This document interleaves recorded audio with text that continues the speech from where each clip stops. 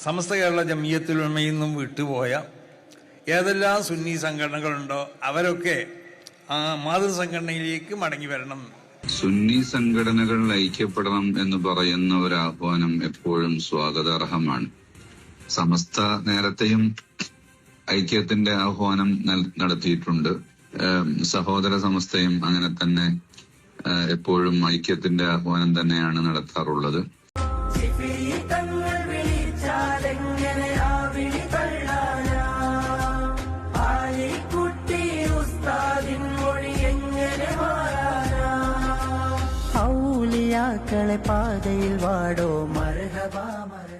അസ്സലാമു അലൈക്കും. Welcome back to Visal media. ഞാൻ ഫക്രുദ്ദീൻ പന്താവ്. സമസ്തയുടെ 100ാം വാർഷിക സമ്മേളനം അവസാനിച്ചപ്പോൾ അതിലേറ്റവും എന്നെ അത്ഭുതപ്പെടുത്തിയൊരു കാര്യം ജിഫ്രി തങ്ങൾ ഇന്നലെ പറഞ്ഞൊരു വാക്കാണ്. അതായത് കാന്തപുരം ഉസ്താദ് അടക്കം പല കാരണങ്ങളാൽ പല പ്രഗത്ഭരായ പല പണ്ഡിതന്മാരും സമസ്തയിൽ നിന്ന് പല കാരണങ്ങളാൽ പുറത്തു പോയിട്ടുണ്ട്. അവരെല്ലാവരും മാതൃസംഘടനയിലേക്ക് തിരിച്ചു വരണമെന്നൊരു ആഹ്വാനം. സമസ്ത കേരള ജമിയത്തുൽ ഉലമയിൽ നിന്നും വിട്ടുപോയ ഏതെല്ലാം സുന്നി സംഘടനകളുണ്ടോ അവരൊക്കെ ആ മാതൃസംഘടനയിലേക്ക് മടങ്ങി വരണം. നമ്മൾ ഗർവാഫസി എന്നൊക്കെ കേട്ടിട്ടില്ലേ? അപ്പോൾ നമ്മൾ പറയണത് വിട്ടുപോയ എല്ലാ സുന്നി സംഘടനകളും അവർ സമസ്ത കേരള ജമിയത്തുൽ ഉലമ എന്ന് പറഞ്ഞ മാതൃസംഘടനയിലേക്ക് അവർ തിരിച്ചു വരണം. അത് സമസ്ത കേരള ജമിയത്തുൽ ഉലമയുടെ കഴിഞ്ഞ ഈ 4-ാം തീയതി നടന്ന മുശാവറ യോഗത്തിലുള്ളതായ ഒരു പ്രമേയവും ഒരു തീരുമാനമാണ്.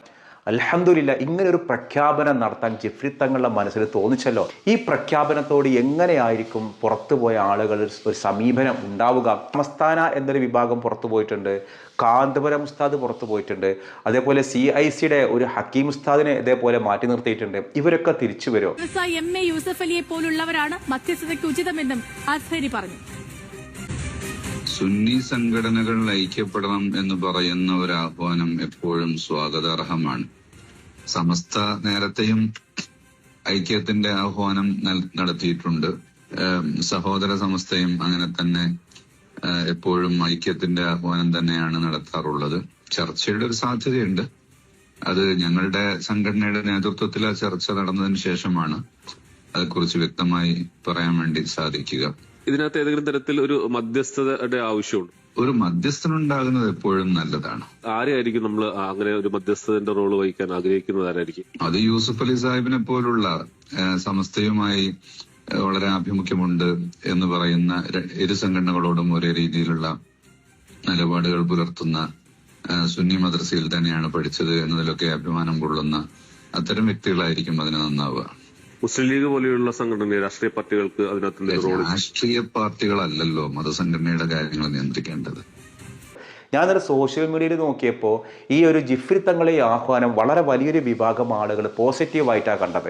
മറുവിഭാഗത്തിന്റെ ഒരുപാട് പേര് സോഷ്യൽ മീഡിയയിൽ ജിഫ്രി തങ്ങളെ പരിഹസിക്കുന്നത് കണ്ടു. എന്തായാലും രണ്ട് വിഭാഗവും സുന്നികൾ എന്ന നിലക്ക് ഒന്നിക്കുകയും സാധിക്കാവുന്ന രീതിയിലൊക്കെയുള്ള സഹകരണങ്ങളൊക്കെ ഉണ്ടാവുകയും ചെയ്യുന്ന ഒരു കാലം ഞാനിതിനെ വളരെ പോസിറ്റീവായിട്ടാണ് കാണുന്നത് കേട്ടോ. അപ്പോൾ ആരെന്നോട് ചോദിച്ചിരുന്നു, നീ ഏതിലൊന്നിലും ഉറച്ചിക്കട, നീ കുറേ AP സമ്മേളനം ഉഷാറാന്ന് പറയും, പിന്നെ പറയും ഈക്കക്കാര സമ്മേളനം ഉഷാറാന്ന് പറയും.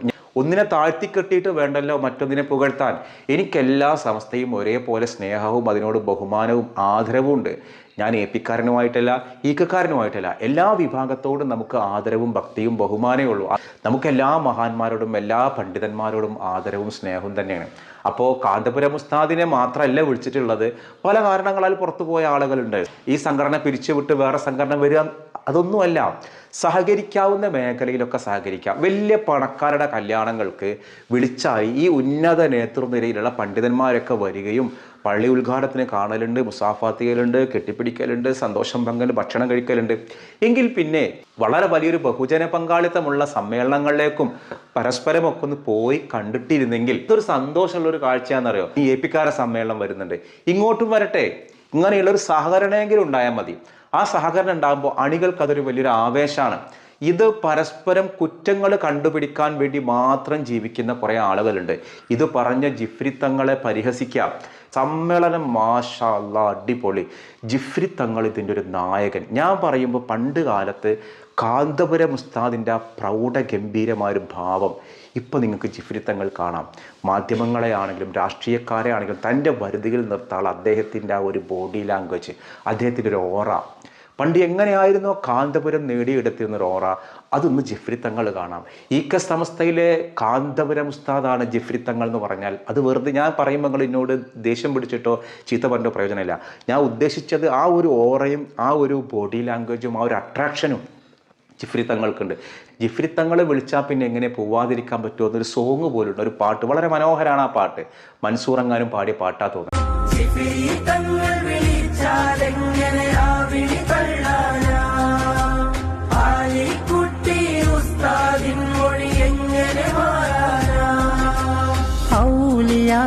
പാതയിൽ വാടോ മർഹബാ മർഹബ. ഇതുപോലെ ഒരു നായകനെ കെ വിഭാഗത്തിന് മുൻപ് കിട്ടിയത് ശംസുൽ ഉലമ കെ അബൂബക്കർ മുസ്ലിയാരാണ്. പക്ഷേ അന്ന് ആ സമയത്ത് പോലും വ്യക്തിപ്രഭാവം കൊണ്ടും നേതൃഗുണം കൊണ്ടും വളരെ വലിയൊരു വിഭാഗത്തെ ആകർഷിപ്പിക്കാൻ കഴിഞ്ഞത് പി ഉസ്താദിനായിരുന്നു. ഈ ഒരു സമ്മേളനത്തിൻ്റെ വിജയത്തിൻ്റെ യഥാർത്ഥ ശില്പി സത്യം പറഞ്ഞാൽ ജിഫ്രി തങ്ങളാണ്. ജിഫ്രി തങ്ങളൊരു അജയ്യനായിട്ട് ആ സമസ്തയിൽ വളർന്നു കഴിഞ്ഞു എന്നുള്ളതാണ്. അള്ളാഹു അദ്ദേഹത്തിന് ദീർഘായുസ് കൊടുക്കട്ടെ. ഇന്നലെ വീഡിയോയിൽ പറഞ്ഞു ഞങ്ങളുടെ സമ്മേളനത്തിനാണ് ആൾ കൂടുതൽ.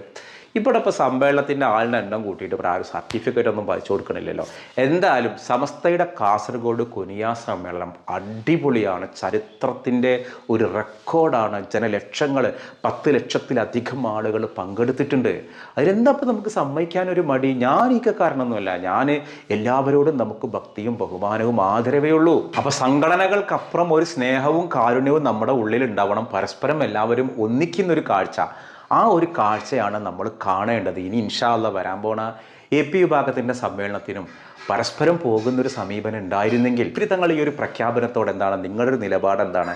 അതായത് എല്ലാവരും തിരിച്ചു വരിക എന്ന് പറഞ്ഞാൽ അവരവരുടെ സംഘടന ഒഴിവാക്കി വരിക എന്നല്ല, പരസ്പരം സഹകരിക്കുക എന്നുള്ളതായിരിക്കും ജിഫ്രി തങ്ങൾ ഉദ്ദേശിച്ചിട്ടുണ്ടാവും. ആ അർത്ഥത്തിൽ വളരെ പോസിറ്റീവാണ് അദ്ദേഹം പറഞ്ഞതെന്നുള്ളതാണ് എനിക്ക് തോന്നിയിട്ടുള്ളത്. നിങ്ങൾക്ക് നിങ്ങളുടെ അഭിപ്രായം താഴെ കമൻറ്റ് ചെയ്യാം. അതായത് നമ്മൾ ഈ സംഘടനകൾക്ക് അപ്പുറം നമുക്കുള്ളിൽ പരസ്പര സ്നേഹവും സഹകരണം ഉണ്ടാവുക എന്നുള്ളതാണ് അടിസ്ഥാന ലക്ഷ്യം. ഞാൻ ഒരു അനുഭവം പറയാം. ഒരു സൂഫി പറഞ്ഞൊരു കഥ ഞാൻ പറഞ്ഞുതരാം. ഒരു യുവാവ്, നല്ല അറിവുള്ള ഇനിയും പഠിക്കണം എന്ന് ആഗ്രഹിക്കുന്ന ഒരു യുവാവ്, പക്ഷേ ഈ മനുഷ്യൻ്റെ ഉള്ളിലുള്ള ആത്മദാഹം അവസാനിക്കണില്ല. അപ്പോഴാണ് സുഹൃത്ത് പറഞ്ഞത്, നിൻ്റെ ഉള്ളിൽ ഈ സംഘടനകളും ഈ ഒരു പുസ്തക വായനയും ഇതിനപ്പുറം ഒരു ആത്മീയ ഗുരുവിനെ നിനക്ക് കിട്ടിക്കഴിഞ്ഞാലേ നിൻ്റെ ദാഹം മാറുള്ളൂ. പക്ഷേ ഒരു ആത്മീയ ഗുരുവിനെ എവിടെ കിട്ടും? ദൂരെ ഒരു നാട്ടിലൊരു ആത്മീയ ഗുരുവുണ്ടെന്ന് ഞാൻ കേട്ടിട്ടുണ്ട്, അദ്ദേഹത്തൊന്ന് ചെന്ന് കാണുമെന്ന് പറഞ്ഞു. അപ്പോൾ എങ്ങനെ അദ്ദേഹത്തിനെ മനസ്സിലാവും? അദ്ദേഹം എപ്പോഴും ഒരു കറുത്ത വസ്ത്രങ്ങൾ ധരിച്ച് ഒരു വെള്ളിനൂല് പോലെയുള്ള താടി വെച്ചൊരു മനുഷ്യനാണ്. അദ്ദേഹത്തെ പോയി കണ്ടു കഴിഞ്ഞാൽ നിൻ്റെ പ്രശ്നങ്ങളൊക്കെ മാറും, നിൻ്റെ ആത്മദാഹങ്ങളൊക്കെ മാറുമെന്ന് പറഞ്ഞിട്ട് ഈ മനുഷ്യൻ തൻ്റെ എല്ലാ ബാഗും സൗകര്യങ്ങളൊക്കെ എടുത്ത് ഒരു നീണ്ട യാത്രക്കൊരുങ്ങിയിട്ട് ആത്മീയ ഗുരുവിനെ കാണാൻ പോവാണ്. അങ്ങനെ കാണാൻ പോണ സമയത്ത് ആ നാട്ടിലെത്തിയപ്പോൾ അവിടെ ഒരു സ്ഥലത്ത് ഇതേപോലെ കറുത്ത വസ്ത്രം ധരിച്ച നല്ല വെള്ളിത്താടിയുള്ള അതിസുന്ദരനായ ഒരു മതപണ്ഡിതനെ കണ്ടു. ആ മതപണ്ഡിതനെ കണ്ട് സലാം പറഞ്ഞപ്പോൾ അദ്ദേഹം സലാം അടക്കിയിട്ട് വാരിപ്പുണർന്നു പറഞ്ഞു, ഞാൻ ദൂരെ നാട്ടിൽ നിന്ന് വരികയാണ്, എനിക്കൊരു ആത്മീയ ഗുരുവിനെ കിട്ടണം, ഞാൻ അങ്ങേ അന്വേഷിച്ച് വന്നതാണെന്ന് പറഞ്ഞു. അപ്പോൾ ഈ മനുഷ്യനുണ്ടല്ലോ, ഈ കറുത്ത ഡ്രസ്സൊക്കെ ഇട്ട ആൾ, അയാൾ വിചാരിച്ച് എന്ത് മണ്ടനാണ് അയാൾ ഒരു ക്രിസ്ത്യൻ പാതിരിയാണ്, അയാളൊരു ക്രിസ്ത്യൻ പുരോഹിതനാണ്. ഇയാളെ കണ്ടിട്ട് ഇയാൾ കറുപ്പ് ദോഹൊക്കെ ഇട്ടിട്ട് ഇരിക്കണേ കണ്ടപ്പോൾ ഇയാൾ കരുതിയത് ഏതോ ഉസ്താദാണെന്നാണ്. പക്ഷേ മൂപ്പര് തിരിച്ചൊന്നും പറഞ്ഞില്ല, തനിക്ക് ഒരു തമാശ ഒപ്പിക്കാമെന്നാണ് ആ ക്രിസ്ത്യൻ പാതിരി വിചാരിച്ചത്. അപ്പം ഇയാൾ വലിയ ആഗ്രഹത്തിൽ പറഞ്ഞു, ഗുരു എനിക്ക് എന്തെങ്കിലും ഉപദേശം നൽകൂ. ഗുരു ഒരു കാര്യം പറഞ്ഞു, ഒരു കാര്യം ചെയ്യ്, നീ എന്നും ഇന്നൊരു കാര്യം ചെയ്യുന്ന പറയും, എന്തോ ഒരു കുസൃതി പറഞ്ഞു കൊടുത്തു. അയാളെ പറ്റിക്കാൻ വേണ്ടിയിട്ട് ഈ പാതിരി, ഈ ക്രിസ്ത്യൻ പുരോഹിതൻ ഒരു എന്തോ ഒരു ആവശ്യമില്ലാത്ത എന്തോ ഒരു വാക്ക് പറഞ്ഞത്, ഇത് എന്തും ചെയ്തോ നിനക്ക് നന്മ കിട്ടുമെന്ന് പറഞ്ഞു. ഇത് പാവം, ഇതാണ് ആത്മീയ ഗുരു എന്ന് കരുതിയിട്ട് മൂപ്പര് പോയിട്ട് ഈ ഒരു മന്ത്രം എന്നും ഉരുവിടും. ഒരു ദിവസം ഒരു സ്വപ്നം കാണാൻ, സ്വപ്നമല്ല ശരിക്കും യഖീനിൽ കാണാൻ, ഒരു മനുഷ്യൻ വന്നിട്ടൊരു സംസാരം, ഇതുവരെ കേൾക്കാത്ത, പ്രപഞ്ചത്തിൽ കേൾക്കാത്തൊരു ശബ്ദം. എന്നിട്ട് പറഞ്ഞു, നിനക്കൊരു ആത്മീയ ഗുരുവിനെ കിട്ടിയിരിക്കുന്നു എന്ന് പറഞ്ഞപ്പോൾ അദ്ദേഹം കണ്ണ് തുറന്നിട്ട് പറഞ്ഞു, നീ ഏതായാലും തേടിയ ആത്മീയ ഗുരു അത് യഥാർത്ഥ ആത്മീയ ഗുരുവല്ല. അപ്പോൾ അദ്ദേഹം ചോദിച്ചു, നിങ്ങൾ ആരാണ്? ഞാനാണ് അഷ്റഫുൽ ഖൽഖ് റസൂലുള്ളാഹി സ്വല്ലല്ലാഹു അലൈഹി വസല്ലം, അള്ളാഹിൻ്റെ ഹബീബാണ് വന്നിട്ടുള്ളത്. എന്നിട്ട് പറയാണ്, നിൻ്റെ രീതികൾ എനിക്ക് വല്ലാതെ ഇഷ്ടപ്പെട്ടു, അതുകൊണ്ട് നിനക്ക് യഥാർത്ഥ ആത്മീയ ഗുരുവിനെ വേഗം ലഭിക്കട്ടെ. അപ്പോൾ ഈ മനുഷ്യൻ ചോദിച്ചു, അപ്പോൾ ഞാൻ കണ്ട ആൾ ആത്മീയ ഗുരുവല്ലേ? അല്ലല്ല, അതൊരു ക്രിസ്ത്യൻ പുരോഹിതനാണ്, അത് നിന്നെ തമാശയാക്കിയതാണ്, നിന്നെ പറ്റിച്ചതാണ്. അപ്പോൾ ഈ മനുഷ്യൻ്റെ ഉള്ളിലുള്ള ഭാവം എന്താണെന്നറിയോ? എന്നെ പറ്റിച്ചതാണെങ്കിലും എന്നെ പറ്റിച്ചത് കൊണ്ടല്ലേ ഹബീബായ റസൂലെ അങ്ങയെ എനിക്ക് കാണാൻ പറ്റിയത്, അതുകൊണ്ട് ആ മനുഷ്യനോട് എനിക്കൊരു വിരോധവുമില്ലാണ്. ആ മനുഷ്യനെ പറ്റിച്ച ഒരാളോട് പോലും ഹബീബായ റസൂലുള്ളാഹിനെ കണ്ടതോടെ ഈ മനുഷ്യൻ്റെ ഉള്ളിലുള്ള കാരുണ്യം ഉണരാൻ.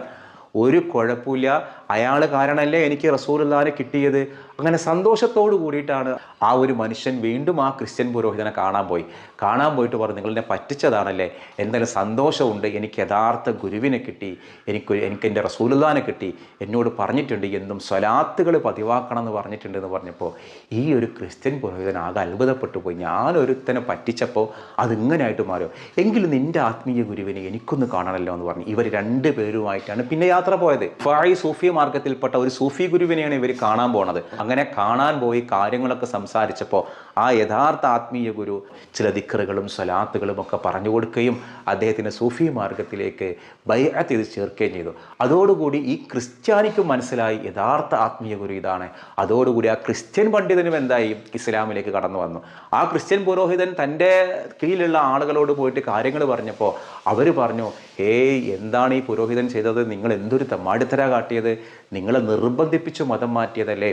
അപ്പം അദ്ദേഹം പറഞ്ഞു, നിർബന്ധിപ്പിച്ച് മതം മാറ്റുമ്പോൾ നമുക്ക് എത്ര കാലം ആ മതം കൊണ്ടുനടക്കാൻ കഴിയും, ഇത് വാളുകൊണ്ടോ കത്തി കൊണ്ടൊന്നുമല്ല, എനിക്കതിൻ്റെ അനുഭൂതി ഫീൽ ചെയ്തത് കൊണ്ടാണ്, അതിൻ്റെ ഒരു സൗന്ദര്യം ഫീൽ ചെയ്തത് കൊണ്ടാണ്, ഏതായാലും ഞാൻ ഈ ഇസ്ലാമിലേക്ക് പുൽകാൻ പോവുകയാണെന്ന് പറഞ്ഞ് ആ മനുഷ്യൻ ഇസ്ലാമിലേക്ക് പോയി. ആ ക്രിസ്ത്യൻ പാതിരി പോയി നോക്കി, ഒരു പറ്റിച്ചിട്ടാണെങ്കിലും ഒരു കള്ള ഷേഖിൻ്റെ ഉള്ളിലൂടെ ആണെങ്കിലും യഥാർത്ഥ റസൂലുള്ളാഹിനെ കിട്ടാൻ ആ ഒരു ശിഷ്യൻക്ക് കഴിഞ്ഞു എന്നുള്ളതാണ്.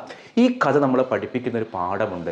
സംഘടനകളുടെ ആരവങ്ങൾക്കും വിരോധങ്ങൾക്കും അപ്പുറം ആത്മീയ ഗുരുവിനെ കിട്ടിയോ യഥാർത്ഥ വിജയമുണ്ടാവുക എന്നൊരു പാഠം. അപ്പോൾ ഇൻഷാ അല്ലാഹ് ഞാൻ ഇന്നലെ ചോദ്യം ചോദിച്ചിരുന്ന ഏറ്റവും വലിയ ജില്ല ഏതാണെന്ന് ഇടുക്കി ജില്ലയാണ്. നമ്മളിന്ന് ചോദിക്കുന്ന ഒരു ചോദ്യം ഈ ഫോട്ടോയിൽ കാണുന്ന പള്ളി ഏതാണ് എന്നുള്ളതാണ്. അതിന് ഉത്തരമാണ് നിങ്ങൾ കമൻറ്റ് ചെയ്യേണ്ടത്.